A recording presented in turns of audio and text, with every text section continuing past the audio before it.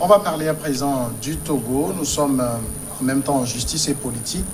Gérard Diossou et Brigitte Adjamago Johnson, deux acteurs majeurs de la dynamique Monseigneur Koudro, qui étaient sous mandat de dépôt depuis le 5 décembre dernier. Tous deux étaient accusés de tentative d'attentat contre la sécurité intérieure de l'État et d'association de malfaiteurs.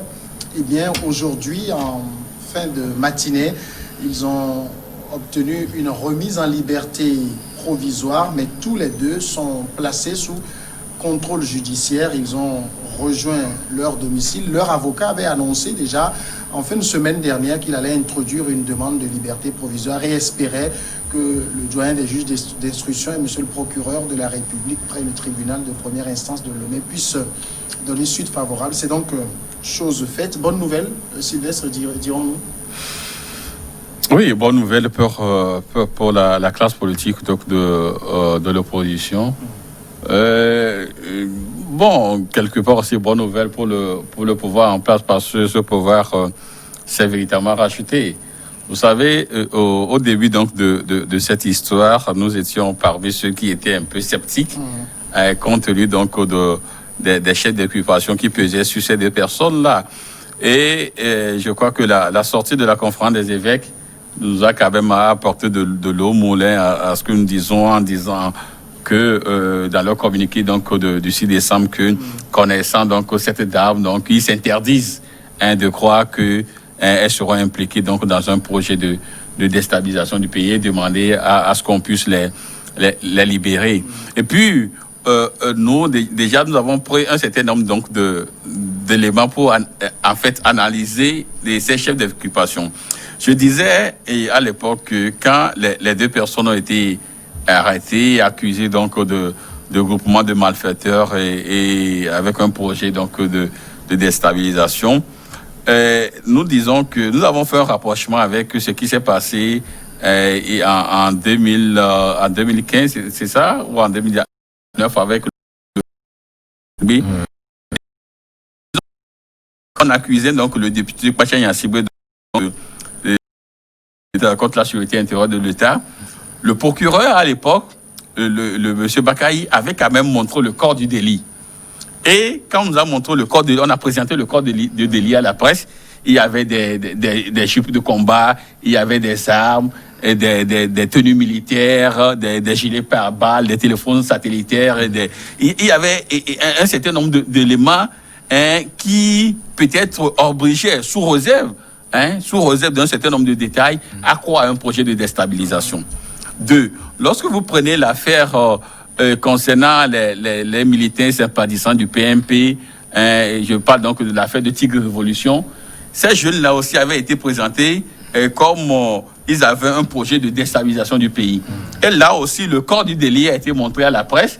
Il y avait des armes blanches, c'est-à-dire il y avait des flèches, il y avait des lance-pierres, il y avait des couteaux, etc.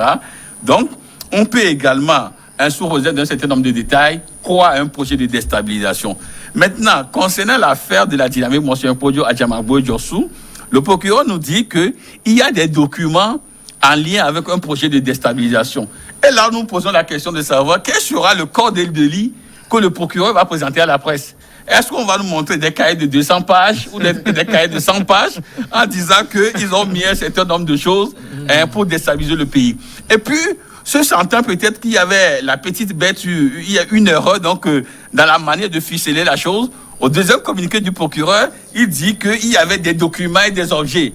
Mais jamais le corps de délit n'a été présenté à la presse. Donc, il y avait un certain nombre d'éléments qui, ma foi, obligeaient à ne pas tout de suite avaler ce que le procureur de la République disait. Donc aujourd'hui, on libère ces deux personnes-là. Vous croyez que si réellement il y avait un projet de déstabilisation et que ces personnes-là étaient les meneurs, on va libérer si rapidement des gens qui ont un projet de déstabilisation d'un pays? Mais jamais. Pourquoi? Parce que dans l'affaire de Pacha Yassingbe, les avocats donc, de la défense avaient également introduit des demandes de mise à liberté provisoire. Mais jamais ils n'ont obtenu donc, gain de cause au niveau donc, de la cour ou au niveau du tribunal. Donc ça veut dire que là, c'est peut-être sérieux. on craignait que si on libère la personne, peut-être qu'ils peuvent exécuter donc leur projet. Mais ici, où quelques jours on libère ces genres de personnes, ça veut dire en réalité que le dossier souffre de sévérité, le dossier souffre donc de quelque chose de consistant. Et que, comme le disent certains, et puis nous sommes tentés de croire que c'est un coup politique. Est-ce que, Beau Soleil, vous, de toute façon, aujourd'hui, si on a pu accorder cette liberté provisoire aux deux inculpés, est-ce que ce n'est pas aussi le signe d'une fragilité du dossier? Non, d'abord, je me réjouis de la libération de Mme Adjamagbo et de M. Gérard Djossou. C'est une bonne chose. Je l'ai dit sur ce plateau la dernière fois, ce n'est pas bien. La prison est la dernière chose qu'on peut souhaiter à son ennemi. À son pire ennemi. À son pire ennemi. Donc, je me réjouis vraiment que nos citoyens, nos concitoyens soient libérés. Et c'est vrai que ils ont retrouvé leur famille et c'est ça l'essentiel. Et surtout que les fêtes de Noël s'approchent et leur place se trouve aux côtés de leur famille. C'est vrai que ce sujet, pour l'analyser, c'est un peu ambigu et complexe. Parce que d'un côté, on se dit, Mme Adjamagbo, qu'on connaît, politique, Monsieur Gérard Djossou, on ne le connaît pas trop. Mme Adjamagbo est bien connue du public. Il fait la politique, ce n'est pas aujourd'hui. Il mène des activités. Mais elle est résolument engagée dans la voie pacifique et politique pour conquérir le pouvoir. Mais pourquoi elle peut quand même avoir l'idée de poser un acte de déstabilisation du pays pour aboutir à quoi? Donc, de l'autre côté aussi, on pense que Mme Adjamagbo, il avait mené des activités, beaucoup d'activités politiques. Il avait même participé à des marches, à des manifestations peut-être plus ou moins violentes. Peut-être où il y a eu même des accrochages avec des forces de l'ordre. On ne l'a jamais inquiété. Mais si aujourd'hui on l'inquiète, c'est peut-être il y a quand même un soupçon quelque part où on peut quand même accorder cela peut-être au procureur de la République. Oui, c'est pourquoi je parle de... Ça dit quelque chose d'important, c'est que on se rappelle la dernière accusation de tentative de déstabilisation. En date, celle concernant les Tigres Noirs. Très rapidement, on a montré le corps du délit, ce qui donnait à penser qu'il se peut qu'il y ait eu quelque chose. Là, on nous parle de documents et d'éléments. Ils ont quand même précisé que compromettants. Je ne sais pas, on ne fait pas un coup d'État avec des documents. Ça a mis le doute dans la tête. On n'a pas parlé de coup d'État, on a parlé de déstabilisation. La déstabilisation, non, écoutez-moi, ce n'est pas toujours la même chose. La déstabilisation d'un pays, ça peut prendre des allures différentes. Des allures différentes. Et on peut quand même... pour déstabiliser un pays comme le Togo, il faut de gros moyens. De s'attaquer, peut-être, je ne sais pas, je ne veux pas m'engager dans le... Mais ce qui est sûr, c'est qu'un coup d'État est quand même spécifique. Dans un acte là peut-être de déstabilisation, on ne les a pas accusés de coup d'État. Atteinte à la sûreté. Quand on parle d'atteinte à la sûreté de l'État, c'est inclus. Mais c'est quand même très complexe, l'analyse là. Mais moi, je donne peut-être leur libération provisoire, je le mets dans l'actif d'un pays de droit, où la justice, et c'est dans l'ordre normal d'une procédure judiciaire. Lorsqu'à un moment donné, certaines personnes sont inculpées et qu'on n'est pas encore arrivé au jugement ou au procès, et lorsque leur avocat demande la mise en liberté provisoire, le juge en son âme et conscience peut refuser cette liberté provisoire ou peut accepter. On regarde les éléments. En ce moment, on regarde les éléments qu'il a. Non, et surtout, lorsque le juge pense que les prévenus ne peuvent pas fuir le pays, c'est souvent ça. Il peut leur accorder cette liberté provisoire. Mais dans ce cas, moi je le dis, nous sommes dans un pays de droit. Si l'analyse que je viens de faire tout à l'heure, si c'est un coup politique, soyons quand même sincères. Le pouvoir a peur de Mme Adjamagbo politiquement, pourquoi? Parce que Mme Adjamagbo ne représente pas, sur le plan politique, un danger pour le pouvoir. Moi, je le dis dans mes analyses, je le dis. Et pourtant, tout le monde le sait. Mais pourtant, ça, c'est autre chose. Mais je le dis, ce que je sais. Donc, il ne représente pas un poids politique qui gêne le pouvoir. Donc, c'est pourquoi je dis que c'est un peu complexe. Mais vivement, nous sommes dans un pays de droit et la justice suit son cours normal. On verra jusqu'où ira cette affaire. Ibrahim, à quoi doit-on cette remise en liberté? Fragilité du dossier, couloir mené par des politiques et des religieux, à quoi, ou bien indépendance de la justice? Non, il faut dire que cela participe à la décrispation de la situation politique dans notre pays. Et vous savez que tout récemment, lorsqu'il y a eu une rencontre entre le ministre Boukbessi et les acteurs politiques pour parler des élections régionales, il y a eu ce souhait-là exprimé par la classe politique de l'opposition d'aller vers la décrispation, ce qui devait forcément passer par la libération des 2 membres de la dynamique Monseigneur Bodjoro. Donc peut-être qu'au niveau des autorités togolaises aussi, cela a eu écho favorable et donc il devait vraiment aller vraiment à cette libération. Et au même moment, il faut repréciser les choses parce que quand on parle d'atteinte à la sûreté de l'État, ce n'est pas forcément les armes et vraiment un projet de coup d'État ou bien d'attentat.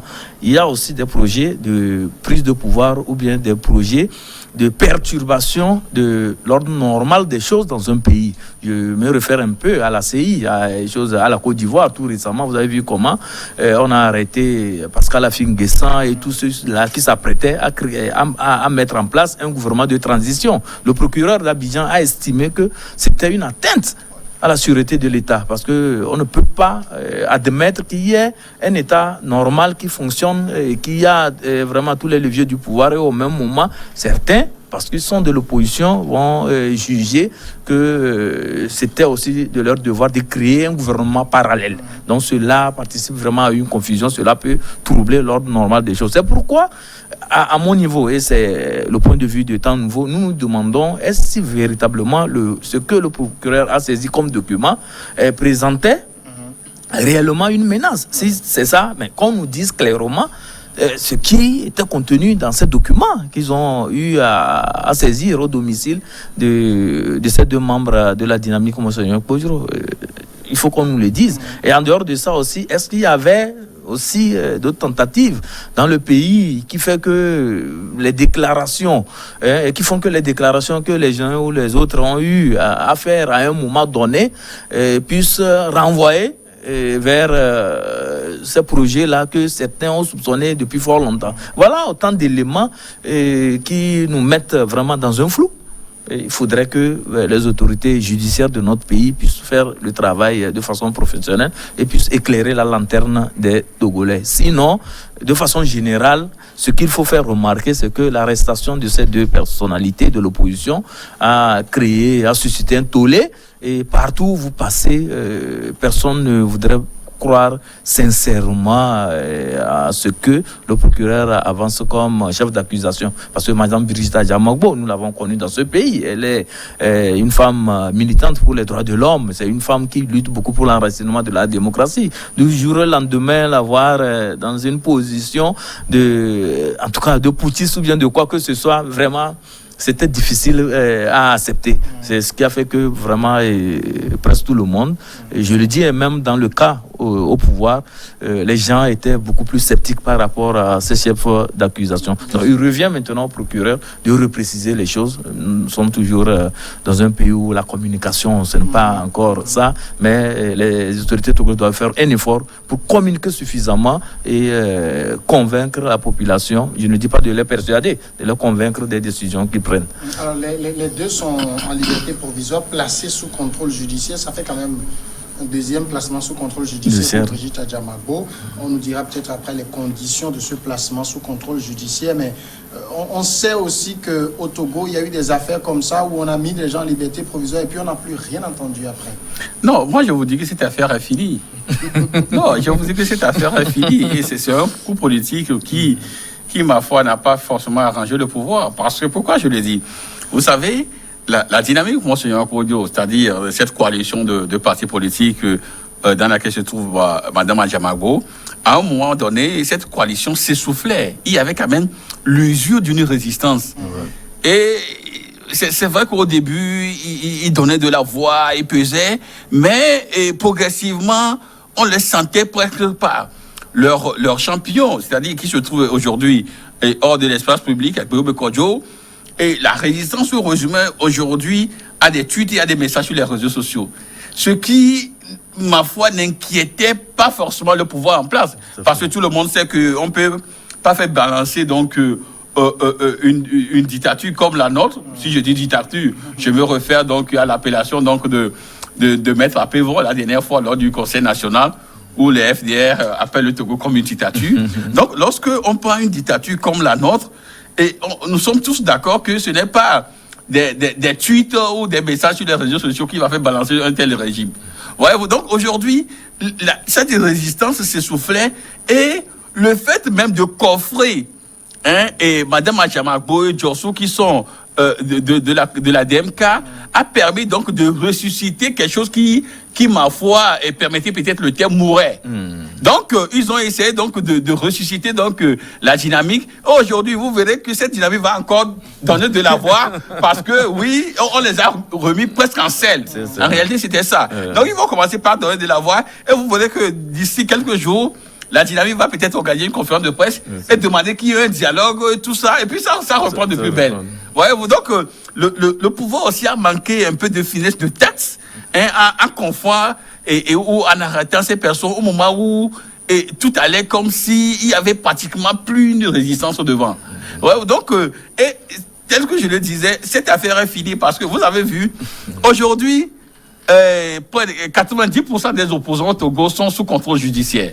Oui, 90% des opposants. Il y a Jean-Pierre Fabre, il y a d'autres personnes arrêtées dans le cadre donc, de l'affaire des incendies. Ils ont été arrêtés, libérés, placés sous contrôle judiciaire. Jamais de procès. Il y a d'autres personnes. Il y a l'ancien conseiller de Tipi, Achadam, arrêté et détenu pendant un moment, libéré, placé sous contrôle judiciaire. Donc, presque 90% des opposants aujourd'hui sont placés sous contrôle judiciaire. Et en le faisant, c'est-à-dire avant qu'ils ne sortent du pays, ils doivent informer le procureur de la République. Maintenant, on sait leur mouvement. On sait quand ils sortent, quand ils vont rentrer, là où ils vont. Et puis, ouais, donc, c'est le propre d'un régime qui veut, du moins, tout caporaliser et mieux contrôler ses opposants. C'est tout. Sinon, cette affaire, il n'y aura jamais de procès. Et c'est fini. Cette dame-là va de sortir peut-être pour faire ses activités dans la sous-région, parce qu'on sait que c'est une dame qui voyage beaucoup, qui est donc dans des clubs, tout ça, et un peu partout en Afrique. Donc, avant de voyager, elle va informer le procureur. Et on sait que généralement aussi en Afrique, il y a souvent des accointances entre le procureur et le régime. Et puis, il va faire donc le retour à qui de droit. On ne saura jamais la vérité totale dans cette affaire. Mais on a intérêt à savoir la vérité. Tout à fait. Le peuple attend, le peuple observe. Sylvain vient de le dire. Donc, même si c'est 100 ans, il faut que la vérité éclate. Parce que le Togo, les instructions qui sont ouvertes au Togo sont nombreuses. Mais ce qui enferme là. Oui, ce que nous devons savoir. Moi, je le dis, la complexité de cette affaire-là. Je prends ce que Sylvestre vient d'évoquer maintenant. Il dit que la dynamique Podro est à bout de souffle. Mais personne, plus que le pouvoir, le sait. Le pouvoir sait bien que cette dynamique-là est à bout de souffle et ne représente plus rien. Donc, pourquoi encore coffrer Mme Adjamagbo et Djossou, qui ne sont pas les seuls de la dynamique Podro. Même dynamique, il y en a plus que M. Djossou dans la dynamique Podro qui sont plus actifs sur le terrain.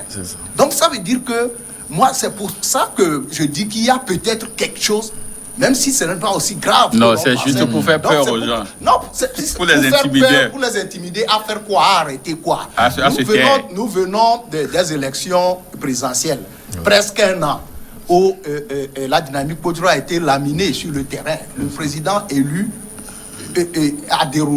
déroule son programme. Il n'y a rien, les institutions de la République fonctionnent normalement. Le peuple togolais s'est exprimé le 22 février et le 20 février de cette année et a choisi son président. Nous savons que, nous le disons, le 22. Il faut le 22 février.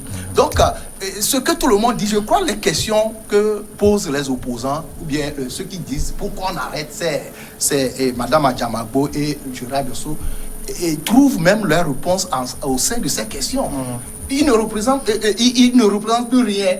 Et Sylvain vient de le dire, la dynamique Podjoro est essoufflée. Même l'opposition tout entière est essoufflée. Ils appellent pour les marches, les gens ne sortent plus. Non, c'est le pouvoir qui me fait. Je pense que... C'est ça. Vous comprenez quelque chose. Allez-y. Donc c'est ce qui me fait dire que si les gens là ne sont pas inquiétés depuis des années, et maintenant que leur dynamique est essoufflée, ce n'est pas qu'on était proche des élections ou des échéances où on va avoir peur que le pouvoir aura peur que non. S'ils sont là, ils sont en liberté, ils peuvent peut-être représenter une menace. On est à une période où le pouvoir, tout fonctionne normalement. Mais c'est ce qui me fait dire que c'est la justice qui s'intéresse à Mme Adjamagbo. Donc peut-être qu'il y a quelque chose. Donc il faut que cette affaire-là aille jusqu'au bout. Pour qu'on puisse peut-être savoir. Mais c'est vrai que leur libération, c'est très bien. C'est très bien. Ils sont des Togolais. C'est très bien que des hommes politiques, des hommes publics aussi aient leur place et peut-être auprès de leur famille. Et surtout, qu'ils soient libres pour mener des activités. Je voudrais revenir sur quelque chose. Quand on parle, on dit que le Togo est une dictature. Moi, ça me fait rire. Ce que nous faisons ici actuellement, on ne peut pas faire ça dans un pays de dictature. Mais il n'y a rien d'anormal. Il n'y a rien d'anormal ici. Il faut qu'on le dise. On parle de la liberté d'expression. Ah, mais. Ce que nous faisons, c'est la tête de la société de l'État. Il n'y a rien d'anormal. Je vous précise que la liberté d'expression n'est pas dans un pays de dictature. Allez demander, vous le savez mieux que moi. Je voudrais parler de la liberté. Mais au Cameroun, les gens s'expriment aussi librement. Et pourtant, par exemple, la liberté d'expression permet d'avoir aussi la diversité d'opinions, tout ça là. Et au Togo, ça existe. La liberté d'expression. Oui, bien sûr. Je vais te donner juste un exemple pour te dire que cette liberté-là n'existe pas. Donc, ça veut dire qu'au Togo, nous sommes en démocratie. Appevant qui parle de dictature alors qu'il faisait une assise nationale de son parti politique. Il y a combien de partis politiques au Togo? Ils vont et viennent, ils font des activités. C'est ce qui me fait dire que le Togo est une démocratie. Mais si on veut salir le nom du Togo en disant que c'est une dictature, tout ça là, ça relève de la fantaisie politique. Ok. Bon, oui, le Togo est une démocratie. Mais la liberté d'expression, les gens le cherchent dans certains pays. Si vous voulez, je vais rajouter que le Togo est une dictature, est une démocratie tétraplégique. Pour répondre mais quand même, il y a quand même démocratie dedans. Tétraplégique, donc c'est presque à terre. Ce que je dis, vous savez, et tu as parlé... Même les opposants, excuse-moi, les opposants les plus en vue sont maires dans ce pays. Ah bon, vous voulez... C'est une dictature. Non, ça c'est autre chose. Ce que je dis, vous savez... Il y a un élément, juste un exemple que je vais te donner pour dire que même la liberté d'expression n'est pas totalement consacrée. Il s'agit donc du prophète Ésaïe qui a été coffré. Parce que le monsieur était donc dans une posture qui n'arrangeait pas en fait le pouvoir. Parce qu'il ne croyait pas à cette victoire du président de la République. Juste pour ça, on l'a coffré. Aujourd'hui, il est encore en détention. Voyez-vous, vous parcourez un peu en Afrique, au Ghana, il y a même un prophète qui a annoncé donc la mort du président, on ne l'a pas inquiété. En RDC, il y a 2 jours après son investiture, il y a un prophète qui a dit que si le président ne prend pas garde, il mourra avant les 2 ans. Et avant 2 ans. Bon, il est là, il n'a pas inquiété. Ce que le président a fait, il a même convoqué il a même invité ce prophète-là chez lui pour l'expliquer pourquoi il a fait une telle déclaration. Et après, ils ont pris une photo et qu'ils ont balancé sur les réseaux sociaux. Mais aujourd'hui, on a juste mis le prophète-là, ce pasteur, en détention parce qu'il avait une opinion contraire de ce que pense le régime. Donc, ça veut dire également qu'à ce niveau, la liberté d'expression n'est pas totalement consacrée. L'autre chose que je voulais dire rapidement, l'autre chose que je veux vous dire, pour tenter donc vous savez combien de journaux sont justement, l'autre chose que je veux dire. Et le Togo est bien vu pour cette liberté d'expression. Justement, l'autre chose que je veux dire, pour tenter donc de répondre à cette question-là, parce que tu semblais ne pas comprendre pourquoi est-ce qu'on a arrêté Adjamagbo et Djossou. Non, j'ai bien compris. Je vais dire qu'il y a peut-être quelque chose. Et je sais pas quoi, le peut-être là que je vais enlever. Vous savez, il y avait des membres de la dynamique Kodjo ont été entre-temps arrêtés et la justice leur imposait le silence de ne plus communiquer sur l'élection présidentielle du 22 février 2020. Or, Madame Adjamagbo a communiqué sur RFI quelques jours après donc qu'elle soit arrêtée. Donc, et le procureur avait dit que cette dame était déjà sous chef d'inculpation pour des faits similaires. Donc en réalité, c'est que on veut faire taire l'opposition Oui, ben non, il faut dire tout simplement que cette arrestation n'a pas arrangé en tout cas, et le pouvoir et l'opposition. Ça, il faut le noter. Et surtout le pouvoir. Là, parce que... Non, pas centriste. Surtout le pouvoir. Parce que quand je dis surtout le pouvoir, c'est parce que si véritablement les gens à leur niveau savaient que la dynamique Monseigneur Kodjo ne constituait plus une menace, le timing choisi pour l'arrestation de Mme Adjamagbo et de M. Gérard Djossou nous prouve le contraire. Parce qu'il s'agissait aussi d'un jour qui devait précéder une manifestation qui devait avoir lieu le lendemain. Vous comprenez? C'était la veille d'une manifestation. Et quand on prend les organisateurs de cette manifestation, le lien est déjà fait. Vous comprenez ce que ça peut dire. Donc moi, je ne crois pas que la dynamique Monseigneur Kodjo ne représente pas quelque chose dans le pays. Elle est une force politique et continue toujours par manifester, toujours par ne pas reconnaître la victoire du pouvoir. Jusque-là, je ne parle pas d'inquiéter, mais je dis tout simplement que le timing, je dis que le timing, le timing milite vraiment en défaveur de cette hypothèse. Et l'autre aspect aussi, il faut dire que depuis un certain temps, et surtout avec la nomination de Madame Dogbe comme Premier ministre de la République, si vous suivez un peu cette déclaration, vous allez comprendre que ce qu'on veut au Togo, c'est vraiment un calme apparent. On ne veut plus des contestations, des quoi. Donc, on veut se concentrer sur le développement. Le développement et voir dans quelle mesure les Togolais vont manger, tout ça là-bas. Sauf que jusqu'alors, même si tous les Togolais ne mangent pas, parce qu'il y a en tout cas une catégorie qui mange bien, même si tous les Togolais ne mangent pas bien, il faudrait aussi quand même qu'on consacre vraiment cette liberté d'expression. Cela participe de la vitalité de la démocratie. Un pays où il n'y a pas de voix discordantes, c'est un pays qui a voué vraiment à l'échec. C'est un pays qui ne peut pas proprement parler évoluer parce que les dirigeants vont dormir sur leur laurier pensant qu'ils font bien, alors qu'en réalité ce n'est pas le cas. Vous comprenez? Donc il faudrait des voix discordantes, mais je précise, et il faut que je termine, que cela se passe, comme on le dit, selon les règles et les lois en vigueur. Voilà. Et c'est là aussi qu'il faut interpeller l'opposition. Mais vous avez besoin de l'opposition aussi. Qui ne joue pas son rôle. L'opposition ne propose rien, aucune alternative face aux propositions. L'opposition veut proposer, vous voulez les faire taire. Vous voulez les faire taire. On retient des propos des uns des autres que c'est une très bonne chose que ces deux acteurs politiques puissent recouvrer leur liberté. Merci Sylvestre Béni, merci à Ibrahim Acha et merci à Beau Soleil Obekou. Merci à vous également de nous avoir suivis. On est encore ensemble demain.